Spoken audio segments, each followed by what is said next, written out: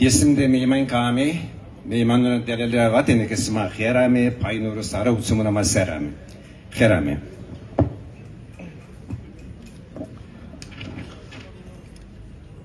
Deprem cinayetinde kaybettiğimiz değerli Dersim aydını Doktor Mehmet Yıldırım'ın anısına. 1974 yılında Dersim'in merkez Gomemişi köyünde doğan Doktor Mehmet Yıldırım, yani Desimli Mehmet, 6 Şubat depreminden önce Hatay Mustafa Kemal Üniversitesi İktisadi ve İdari Bilimler Fakültesi'nde lisans ve yüksek lisans bölümlerinde iktisat ve iktisat tarihi derslerini vermekteydi. Annesi Hüsniye Hanım Kurmanca konuşmasına rağmen Mehmet ana dilini değil, halk bilgesi baba annesi Emine'den ana dili olan Kırmançki Zazaki'yi ab hayat suyu içer gibi içti ve içselleştirdi. Nenesinin kültürel belleğini emdi ve beslendi. Nenesinin klamlarını, hikayelerini ve diğer anlatılarını dinledikçe halkının acılı kimliğini, tarihini sorgular oldu. Bu kültürel hafızanın diğer yüzlerce mensubu olan kaynak kişileri bir 7 iklim çar köşede, yani Dersim'de, diğer şehir ve beldelerdeki Dersim diasporası arasında yıllarca derviş sabrı ve bilim insanı mesuliyeti ve hassasiyetiyle aradı ve kaynaklarını seçerek kayıt altına aldı.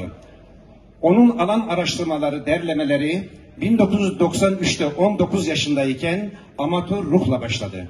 Daha sonra lisansüstü ve doktora aşamalarında zorunlu olarak aldığı derleme yöntemleri,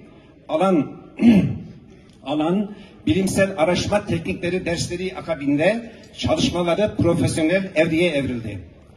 Doktor Mehmet Yıldırım'ın 1993-2003 yılları arasında tekabül eden araştırmaları 30 yıllık yoğun bir emek ürünüdür.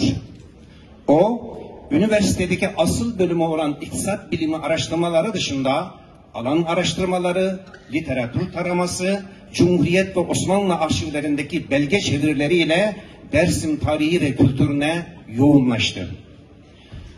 Mehmet, Cumhuriyet Üniversitesi İktisat Fakültesini bitirdi ve ardı sıra yüksek lisans yaptı. Hatay Mustafa Kemal Üniversitesi'nde araştırma görevlisi olarak kadro aldı. Akabinde İstanbul Üniversitesi Sosyal Bilimler Enstitüsü'nde İktisat tarihi alanında doktorasını yaptı. İstanbul'daki 4 yıllık doktora süresini 7 yıla çıkardı. Amacı İstanbul'da uzun süre kalıp Osmanlı ve Cumhuriyet arşivlerinde Dersim tarihini çalışmaktı. 28 yıl kaldığım Almanya'dan İstanbul'a her geldiğimde, ki 2007 ile 2014 yılları arasında, Mehmet'i Osmanlı arşivlerinde bulurdum. Onun evinde kalır, beraber yazılı ve sözlü metinlerdeki Dersim'in kültürel hafızası muhabbetini yapardık. Saha çalışmalarımıza dair karşılıklı veri alışverişinde bulunurduk. O 1500 ile 1950 yılları arasındaki 450 yıllık Dersim'e dair belgelerin peşindeydi.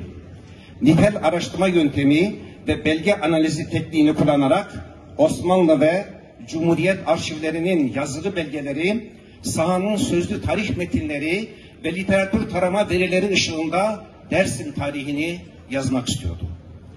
1991-94 yılları arasında icra ettiğim Dersim ezgileri kaset serimde ve Evrensel Kültür Dergisi'nde yayınladığım birçok yazımda ilk kez Dersim adının halk dilinde Desim olduğunu yazmıştım. Hatta Gola Desim, Gela Desim, Desimkaniye, Velade Kırmancıye, Kırmancıya Beleke, Desim ve Kırmanç terimleri gibi tanımlar tarafından o yıllarda literatüre ilk kez kazandırılmıştı. Ama halk dilinde Desim olan bu adın kimi Kürt milliyetçi aydınlar çevresinde der ve sim kelimelerinin terkibi olan gümüş kapı, yani Dersim ve Kürdistan'ın gümüş kapısı tanımlamalarının doğru olmadığını, ideolojik kalıpsal formatlama olduğunu belgelerle ispatlıyordu. Mehmet Yıldırım ilk kez Desim'den Dersim'e olan bu ad dönüşümünü Osmanlı arşiv belgeleriyle ilk kanıtlayan bilim adamı oldu. Munzur Üniversitesi'nin Sosyal Bilimler Dergisi'nde 2012'de yayınladığı Dersimli aşiretinden Dersim Sancağına adlı makalesi ile bu orijinal halk söyleminin 1848'e kadar Osmanlı vesikalarla örtüştüğünü, ancak yapılan bir yazım hatası sonucu literatüre 1848'den sonra Dersim olarak geçtiğini belge sunarak ispatlamış oldum. Yine Mehmet ilk kez orijinali Desim olan bu adın Desimli aşireti kökenli olduğunu, Osmanlı aşirelerinde bulduğu Desimli aşiretine dair belgeyi aynı makale içinde sunarak bir sırrı daha çözdü. Sempozyumunda, bu Dersim sempozyumu olacak, evet. 10. Dersim sempozyumunda, şimdi geldi acaba. Pardon, 2 sayfa birden gelmiş onun için. Munzur Üniversitesi, pardon, şimdi özür dilerim, sayfa atlattık ondan dolayı. Yine ilk kez orijinali Dersim olan Desimli aşiretinin, evet bunu çözdüm. Kırım ve Desim, Perdede Desim, Koko Kırım ve Desim gibi halk dilindeki kıyıma dair kavramların arşiv belgelerinde ve literatürdeki karşılıklarını da bulup yayınladı. Mehmet sol literatür ve devletin resmi kaynaklarında uzun yıllar işlenen Dersim isyanı kavramına karşı isyan yok, kıyım vardır. Alternatif kavramına, evet, isyan yok, kıyım var. Alternatif düşüncesine kanıt olarak arşiv belgeleri ve halk anlatılarının metinlerini sunarak bu ezberi bozdu. Buna dair sosyal medyada Desimli Mehmet adı altında yüzlerce belge yayınladı ve yorumladı. Bu paylaşımı geniş Dersim kesiminde ve akademik camiada karşılığını buldu. Birçok yaşanmışlığı konu edinen Dersim ağıtı ve Dersim klanlarının arşivdeki iz düşümünü de belgelerde ispatladı. gomemişiweb.com sitesini kurup bu siteye yüzlerce yazılı, sesli ve görsel yayın yükledi. Bu site hem sosyal medya ilgililerince hem de akademik çevrelerce oldukça ilgi gördü ve araştırmalarda kaynak olarak gösterildi. Munzur Üniversitesi'nin 2010 yılı Uluslararası Dersim Sempozyumunda Türkiye'de köy web siteleri başlıklı sunumda gomemişiweb.com sitesi en kaliteli köy sitesi olarak değerlendirildi. Bu sitede bana ayrılan bir köşede zaman zaman Dersim kültürüne dair ben de yazı yazıyordum. Mehmet Dersim'e dair yayınlanan tarih, kültür, itikatla ilgili pek çok eserin kes, kopyala ve yapıştır tekniğiyle ve birbirinin kopyası masa başında yapılan 30-40 kadar eser taramasına dayalı sığ çalışma olduğunu biliyor ve bu çalışmaların çoğuna çöp diyordu. Bazı akademisyenlerin Dersim araştırmalarının da çok yüzeysel olduğunu iddia ediyordu. Özellikle akademik kitleri olan bu kişilerin arşiv ve alan çalışmaları yapmayıp sınırlı literatür verileri ve akademik kavram gevezeliğiyle metin kaleme aldıklarını söylüyordu. Ki bu konuda biz mutabık idik ama amatör de olsa derleme ve hatırat gibi çalışmaları ise aksine önemsiyordu.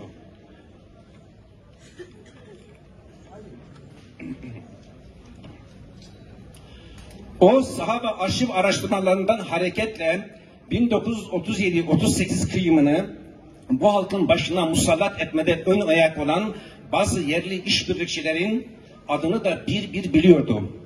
Ancak bunu doçentlik aşamasında açıklayacağını söylüyordu. Mehmet ile söyleşilerimizde Dersim aydını ve Dersim kökenli aydınlar kavramını sıkça kullanır ve bu iki kavramın aynı şey olmadığını düşünürdük.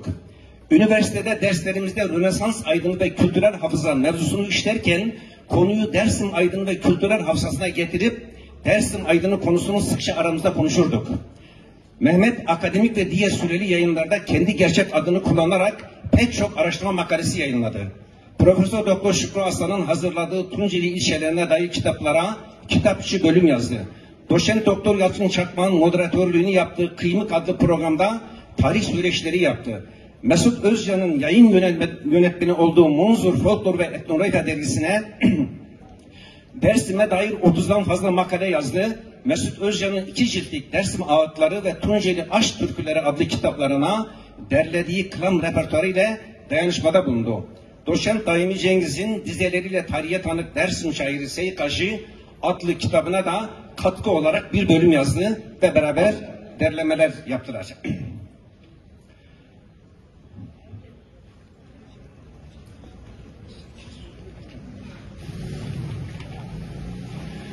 O uzun yıllar Avrupa Sanayi Devrimi sonrası Türkiye İktisat Tarihi ve Dersim İktisat Tarihini yazmak için kaynak topluyordu. Bu konuda akademik ortamda yayınlanmış makaleler de vardır.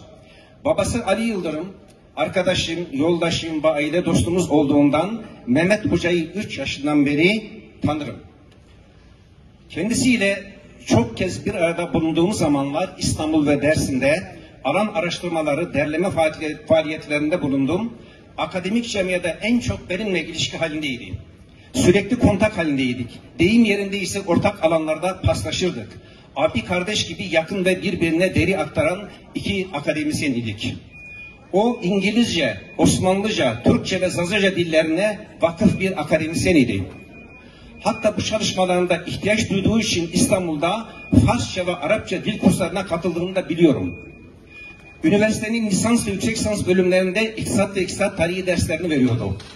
Doçentlik dosyasının büyük bir bölümü hazırlamış ve 2024 bahar döneminde üniversiteler arası kurula teslim etmenin son hazırlığını yapıyordu.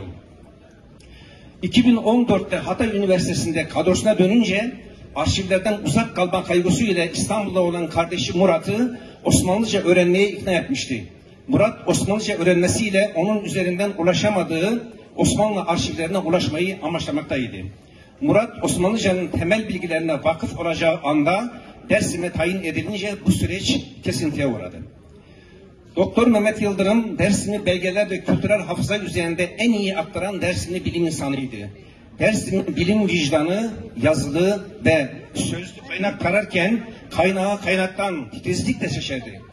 O Dersim halk ezgilerinin aslına uygun otantik vokal icrasını da başarıyla gerçekleştirdi. Beraber derlemeye çıktığımızda sosyal bilimlerin pek çok alanının yararlanacağı verileri toplamak için soruları özenle hazırlardık. Kültürel hafızanın iki önemli taşıyıcısı şiir ve müziğe oldukça öncelik ve önem verirdik. Mehmet benden 19 yaş genç, ayrıca dinamik, vefalı, egosuz, kibirsiz, müstesna bilim insanı olduğundan ben herhangi bir nedenle vefatım halinde aile efradıma şu vasiyette bulunmuştum.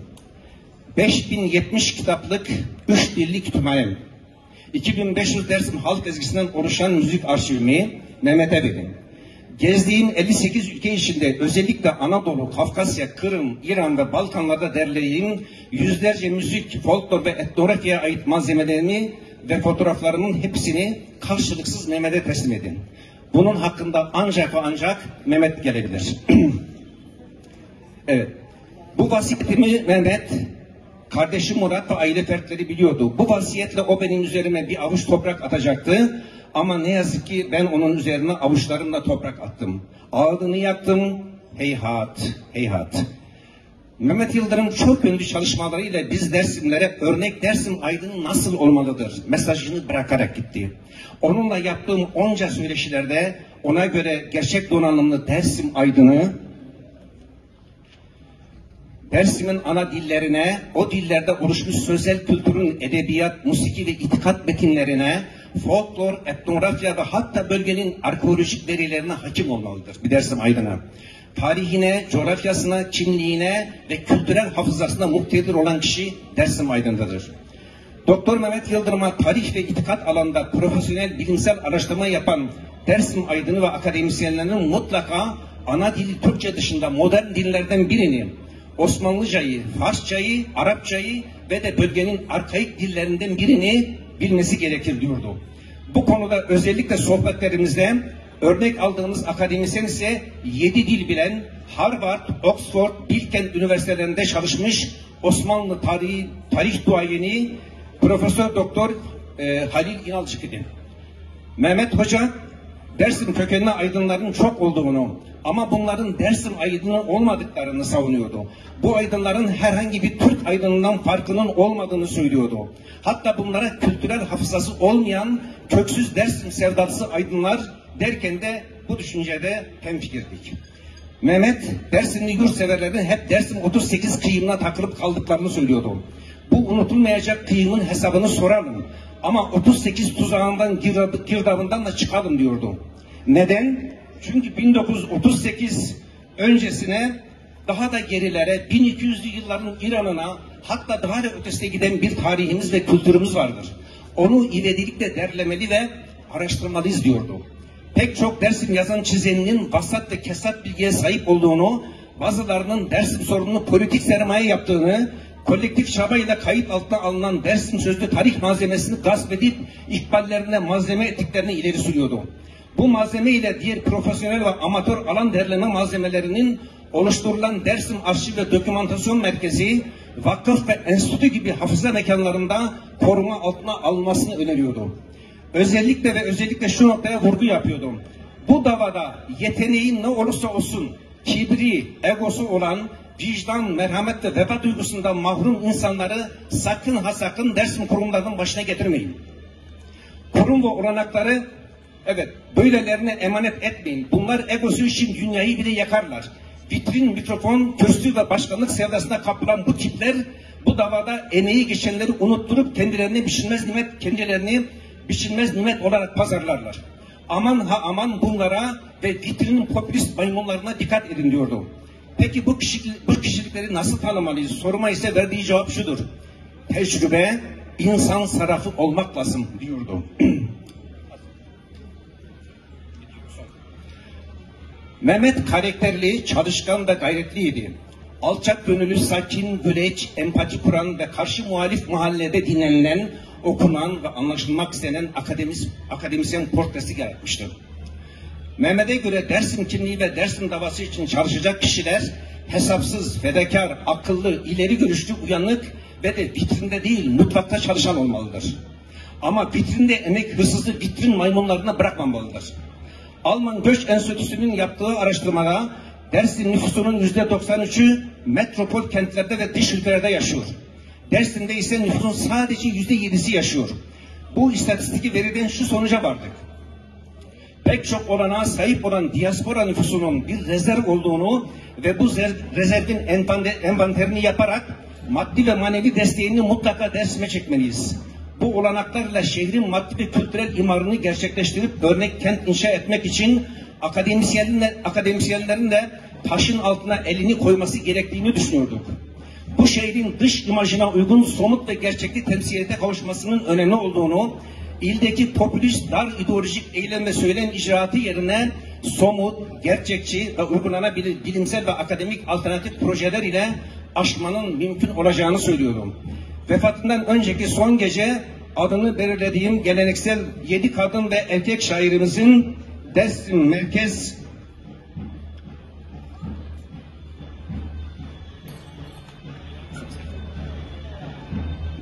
Merkez ilçede dikilmesi gereken devasa anıtları hakkında düşüncemi kendisine anlattım.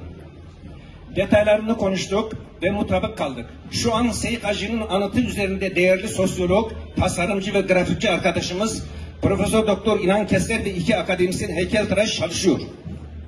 20 metre yüksekliğiyle devasa olan Şair SİKA'cı anıtının dikileceği Asmen Parkı talebimiz üzerine Sayın Belediye Başkanı Maşoğlu tarafından bu anıta tahsis edildi. Bu parkın Doktor Mehmet Yıldırım Parkı olarak değişmesi için belediye meclisinden karar çıkarmak için çalışacağız. İnanıyorum ki gün gelir Mehmet'imize layık bir anıtı Dersim halkı ve aydınları uygun gördüğü yer ve zamanda dikeceklerdir. Mehmet Yıldırım için arkadaşları ve ailesi olarak bu ön tanıtım yazıları dışında kısa metrajlı belgesel film, makalelerinin toplu olduğu kitap ya da kitaplar serisi hazırlığımız devam ediyor. Gelecek Mayıs ayına yetişecek Koçbaşı Anıt Mezar Kompleksi inşaat çalışmalarını da ailesiyle beraber başlatacağız. Onu yaşatmak için Dersim'le ilgili açık ve kapalı mekanlara adını vermeyi, festival ve konser gibi etkinlikler serisi içinde tanıtmayı gerçekleştirmeye çalışacağız. Mehmet'imize bu yakışır, Mehmet Yıldırımları kadir birlikte çoğaltalım. Yeni yazımını bitirdiğim 570 sayfalık Dersim Aşk Şairi Şah Haydar adlı kitabını nadide Dersim Aydın'ı Mehmet Yıldırım'a ithaf ediyorum. Şimdi arkadaşlar Mehmet Yıldırım için bir ağıt bestelemiştim. Sözü ve müziği bana ait ve üniversitemizde Munzur Üniversitesi Güzel Sanatlar Fakültesi müzik bölümünde arkadaşım olan doktora öğretim üyesi değerli saz arkadaşım Aziz Erdoğan bana sazla eşlik edecektir.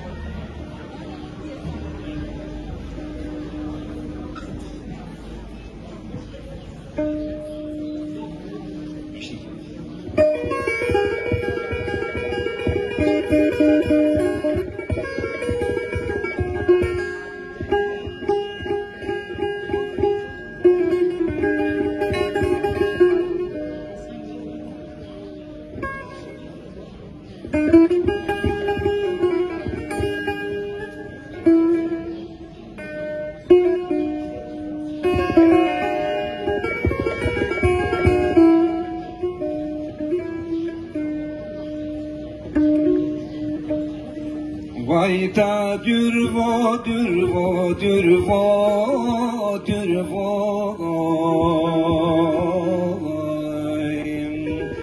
Hakkı hakkı emno merdena memede mazurvo Ne como alay soka seybe kere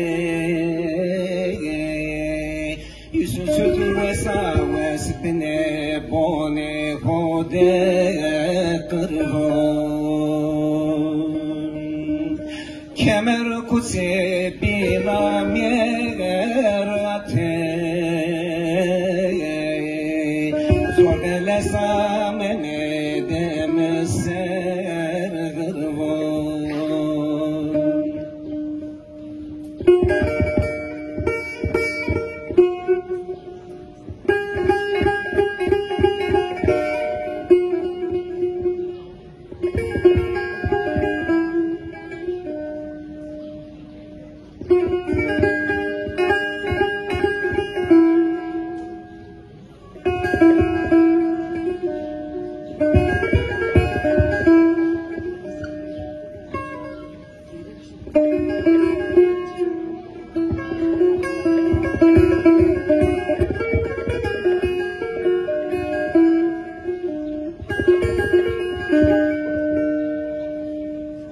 Sevdi male gomeni şeveray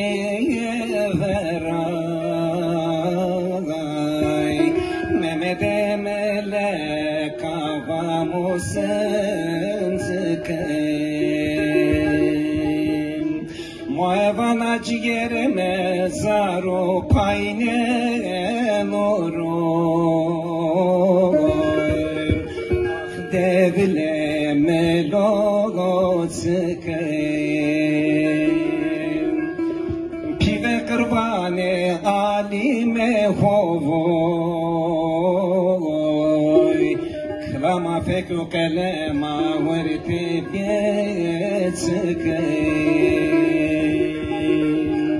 Mehmet'im karhokom kamiyahu zergurevoy Zarure sahonesta turgu tozken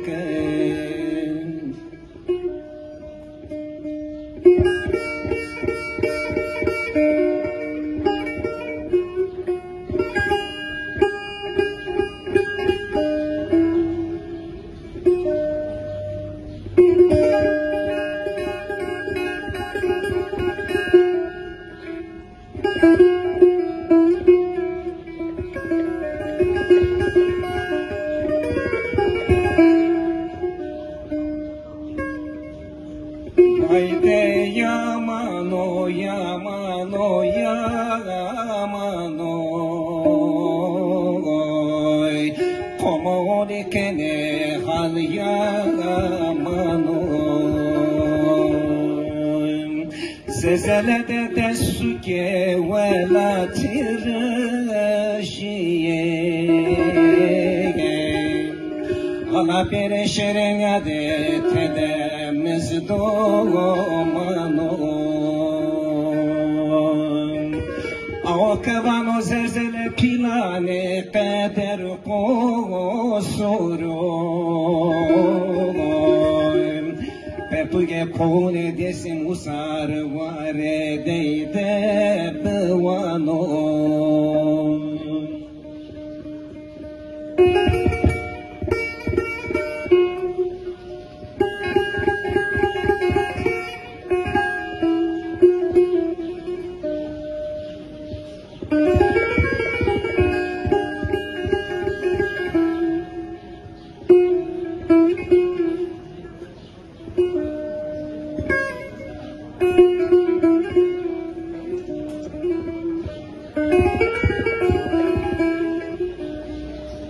Daimi vatine memede ma cenzo terno tezevoy Veşyamına lope veleve sere kero Kulturu zagoni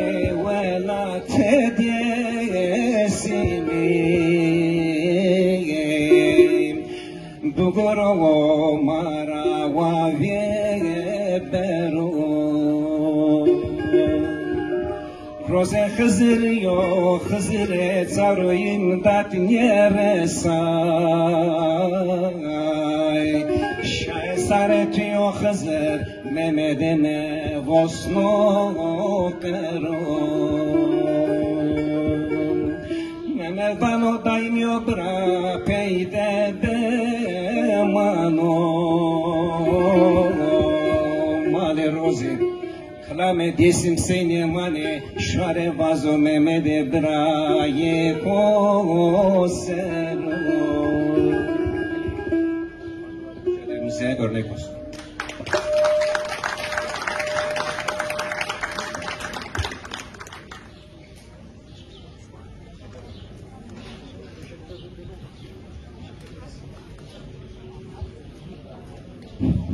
Çok teşekkür ederim Doçent Doktor Daybi Cengiz'e.